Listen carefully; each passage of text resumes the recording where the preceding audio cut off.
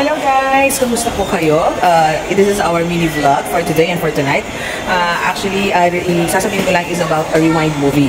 Eh grabe, ang bilis ma-sold out guys. At kahapon nasa SM Pampanga kami na-sold out kasi nalaman namin natin pala si Nino Hernandez and Marian Rivera. Pero tapos na yun, din na namin sila nakita. And then sold out, nag-Sky Ranch na lang kami. And then, ngayon, December 30, pumunta kami ng SM Clark. Yung sa City Clark, sold out na. And then pumunta kami ng SM Clark, sold out din. Pinaka-last full show, wala na din. Gusto nila magpa-reserve kami yung kinabukasan. So, tinanay namin dito sa Marquee Mall. And yun nga, yung pinaka-last full show nila is 10:50. Kami papasok, lalabas kami ng 12:40 AM.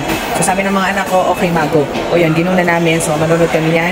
Waiting lang kami pumasok. Nandito kami sa Marquee Mall. Yun ang papanoorin namin yung Rewind movie. And sabi nga nila maganda, which is yung sa trailer nila is maganda nga siya guys. So yun nga guys, kinuwento ko lang. So yun lang, ito nga, manonood kami hanggang madaling araw nito na nasa sinehan kami guys.